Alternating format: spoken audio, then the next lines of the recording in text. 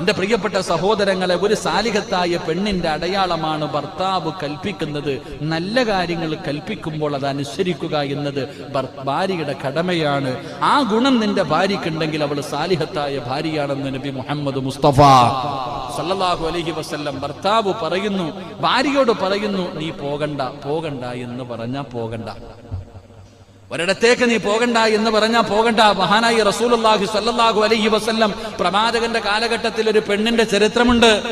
എന്റെ പ്രിയപ്പെട്ടവരെ, ഭർത്താവ് ഭാര്യയോട് പറഞ്ഞു, ഞാൻ വരുന്നത് വരെ നീ വീടിന്റെ പുറത്തിറങ്ങാൻ പാടില്ല, ഞാൻ വരുന്നത് വരെ നീ വീടിന്റെ പുറത്തിറങ്ങാൻ പാടില്ല. ആവശ്യമുള്ളതെല്ലാം വാങ്ങിക്കൊടുത്തു. ഭർത്താവ് യാത്ര പോയി. എന്റെ പ്രിയമുള്ള സഹോദരങ്ങളെ, കുറച്ചു ദിവസം കഴിഞ്ഞപ്പോ ഈ പെണ്ണിന്റെ വാപ്പായ്ക്ക് രോഗമായി. വാപ്പായ്ക്ക് രോഗം പിടിച്ചു.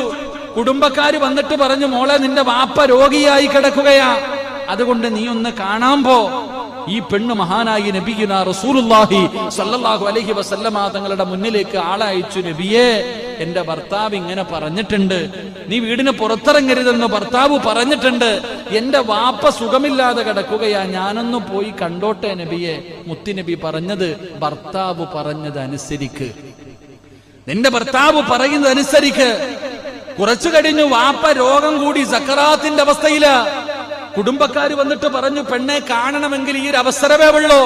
നിന്റെ ഭർത്താവ് ബദാ രോഗം പിടിച്ചു സക്കറാത്തിന്റെ അവസ്ഥയിലാണ്, നീ ഒന്ന് വന്ന് കാണാൻ ഇവിടുന്ന് കുടുംബക്കാര് വന്ന് പറയുമ്പോൾ ആ പെണ്ണ് ഇസ്ലാമുള്ള സാലിഹത്തായ പെണ്ണ് അല്ലാഹുവിന്റെ റസൂലിന്റെ മുന്നിലേക്ക് ആളയക്കുകയാണ്. യാ റസൂലല്ലാഹ്, എന്റെ വാപ്പ സക്കറാത്തിന്റെ അവസ്ഥയിലാണ് നബിയേ, ഒന്ന് പോയി കണ്ടിട്ട് വരട്ടെ നബിയേ. എന്റെ ഭർത്താവ് ഇങ്ങനെ പറഞ്ഞിട്ടുണ്ട്. അല്ലാഹുവിന്റെ പ്രവാചകൻ അപ്പോഴും പറഞ്ഞത്, നിന്റെ ഭർത്താവ് പറഞ്ഞതനുസരിക്കൂ. അതാ കുറച്ച് കഴിഞ്ഞപ്പോൾ കുടുംബക്കാര് വന്നിട്ട് പറഞ്ഞു, പെണ്ണേ, ഇന്നാ ലില്ലാഹി വ ഇന്നാ ഇലൈഹി റാജിഊൻ, നിന്റെ വാപ്പ മരണപ്പെട്ടു പോയി, അതുകൊണ്ട് നിനക്ക് കാണാൻ പറ്റുന്ന അവസാനത്തെ ചാൻസാണ്. ഇനി വാപ്പാനെ കബറിൽ കൊണ്ടുവച്ചാൽ നാളെ പരലോകത്ത് വെച്ചല്ലാതെ നിനക്ക് നിന്റെ വാപ്പയെ കാണാൻ കഴിയില്ല. അതുകൊണ്ട് അവസാനമായിട്ടൊന്ന് കാണണമെങ്കിൽ നീ വാ പെണ്ണേ, സാലിഹത്തായ പെണ്ണയിലാ ഹദ്റത്തി റസൂലില്ലാഹ്. അല്ലാഹുവിന്റെ പ്രവാചകൻ സല്ലല്ലാഹു അലൈഹി വസല്ലമ തങ്ങളുടെ മുന്നിലേക്ക് പടച്ചവനെ അവിടുന്നതാ ആളയക്കുകയാണ്. മുത്തുനബിയേ, വാപ്പ പോയി നബിയേ, മയ്യത്ത് കാണാൻ പോകട്ടെ നബിയേ. റസൂലുള്ളാഹി പറഞ്ഞു, പെണ്ണേ, നിന്റെ ഭർത്താവ് പറഞ്ഞതനുസരിക്കലാണ് നല്ലത്.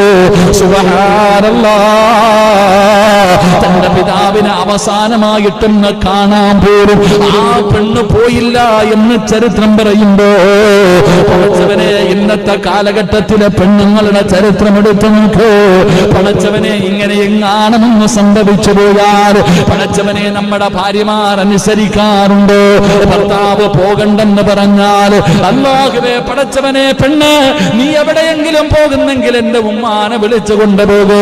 അവളെന്ന് പറയും, ഈ കിളവിയും കൊണ്ട് പോകാൻ എനിക്ക് മടിയാ.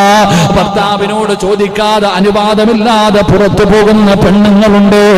റസൂലുള്ളാഹി പറയുകയാ, നീ നിന്റെ വീട്ടിൽ നിന്ന് വെളിയിലിറങ്ങി തിരിച്ച് വീട്ടിലേക്ക് വരുന്നത് വരെ ആകാശലോകത്തുള്ള സർവ്വ മലക്കുകളും സർവ്വചരാചരങ്ങളും നിന്നെ ശപിക്കുമെന്ന് ആദരവായ പ്രവാചകൻ നബി മുഹമ്മദ് മുസ്തഫ സല്ലല്ലാഹു അലൈഹി വസല്ലമ തങ്ങൾ പറയുകയാണ്, പടച്ചവരെ, സർവ്വ വസ്തുക്കളും ശപിക്കുകയാണ്. ആ പോകുന്ന വഴിയിലെങ്ങും മരിച്ചു പോയാ നരകത്തിന്റെ അവകാശിയാ. അതുകൊണ്ട് എന്റെ പ്രിയപ്പെട്ടവരോട് അല്ലാഹുവിന്റെ പ്രവാചകൻ സല്ലല്ലാഹു അലൈഹി വസല്ലമ തങ്ങൾ തന്റെ ഭാര്യമാർക്ക് ഉപദേശം കൊടുക്കുമായിരുന്നു. ഒരിക്കൽ പ്രവാചകന്റെ ഭാര്യമാർ എല്ലാവരും ഒരുമിച്ച് കൂടി. കാരണം പ്രവാചകന്റെ വീട്ടിൽ വല്ലാത്ത പട്ടിണിയാണ്. റസൂലുള്ളാഹി തങ്ങളുടെ ഭാര്യമാർ, പടച്ചവനെ, എല്ലാവരും കൂടെ ഒരുമിച്ച് കൂടി. കാരണം വീടിന്റെ അകത്ത് വല്ലാത്ത പട്ടിണിയാണ്, കഴിക്കാൻ ഭക്ഷണമില്ല, ദിവസങ്ങളോളം പട്ടിണിയാണ്, തിന്നാനൊന്നുമില്ലാതെ വന്നപ്പോ ഭാര്യമാര് മുഴുവനും യോഗം ചേർന്നു. എല്ലാവരും അല്ലാഹുവിന്റെ പ്രവാചകനോട് പറഞ്ഞു, നബിയേ, ഈ വിശപ്പ് ഒന്നും ഞങ്ങൾക്ക് സഹിക്കാൻ കഴിയുന്നില്ല, എന്തെങ്കിലുമൊക്കെ മാറ്റം വരുത്തണമെന്ന് അല്ലാഹുവിന്റെ റസൂലിനോട് പറയുമ്പോ റസൂലുള്ളാഹിനെ സഹിച്ചില്ല. മുത്തുനബി പിന്നെ ഭാര്യമാരോട് മിണ്ടുന്നില്ല. നിങ്ങളുടെ കാര്യത്തിൽ അല്ലാഹുവിന്റെ തീരുമാനം വരട്ടെ. പ്രവാചകൻ പിന്നെ ഭാര്യമാരോട് പിണങ്ങി നിൽക്കുകയാണ്. എന്തിന്? പടച്ചവനെ, അവിടെ നിന്ന് അവർ പട്ടിണി കിടന്ന് മടുത്തപ്പോ അവര് പറഞ്ഞു ഞങ്ങളെ കൊണ്ട് സഹിക്കാൻ കഴിയുന്നില്ലെന്ന് പറഞ്ഞപ്പോ പ്രവാചകൻ മിണ്ടാതെ നടക്കുകയാണ്. ദിവസങ്ങൾ കഴിഞ്ഞു. മുഖറബുൽ അംലാഖ് മലക്ക് ജിബ്രീൽ അലൈഹിസ്സലാം ഖുർആനിന്റെ ആയത്തുമായി കടന്നു വന്നു. പ്രവാചകൻ സല്ലല്ലാഹു അലൈഹി വസല്ലമ തങ്ങളുടെ ഭാര്യമാരൊക്കെ പട്ടിണിയും പരിവട്ടവും പ്രയാസവും ഒക്കെ ആയപ്പോ എന്തെങ്കിലുമൊക്കെ ഒരു മാറ്റം വരണമെന്ന് അവർ ആഗ്രഹിച്ചു. അള്ളാഹുവിന്റെ റസൂൽ സല്ലല്ലാഹു അലൈഹി വസല്ലമ തങ്ങളോട് പറഞ്ഞു. നബി അത് അറിഞ്ഞപ്പോ പിന്നെ ഭാര്യമാരോട് പിണങ്ങി മിണ്ടുന്നില്ല. അവസാനം എന്റെ പ്രിയപ്പെട്ടവരെ ഖുർആനിൽ ആയത്തിറങ്ങി. റസൂലുള്ളാഹി സ്വല്ലല്ലാഹു അലൈഹി വസല്ലമ തങ്ങൾ ആദ്യമായിട്ട് വിളിച്ചത് ആയിഷ ബീവിയെ. കാരണം ഏറ്റവും പ്രായം കുറഞ്ഞത് ആയിഷ ബീവി റളിയല്ലാഹു തആല അൻഹ അടുത്ത് വിളിച്ചിട്ട് പറഞ്ഞു, ആയിഷ, ഞാനൊരു കാര്യം പറയാം, നീ പെട്ടെന്ന് മറുപടി ഒന്നും പറയണ്ട. വാപ്പാനോടും ഉമ്മാനോടും ആലോചിച്ചിട്ടൊക്കെ ഒരു തീരുമാനം എടുത്താൽ മതി. വാപ്പാനോടും ഉമ്മാനോടും ആലോചിച്ച് സമാധാനത്തിൽ ഒരു തീരുമാനം എടുത്താൽ മതി. എന്തേ നബിയെ? റസൂലുള്ളാഹി തങ്ങൾ പറഞ്ഞു, അവിടെ നിന്ന് പറഞ്ഞു കൊടുത്തു, എന്റെ ഭാര്യമാർ അവിടെ നിന്ന് പറഞ്ഞു കൊടുത്തു, ദുനിയാവാണ് ആഗ്രഹിക്കുന്നതെങ്കിൽ എൻ്റെ കയ്യിലൊന്നുമില്ല.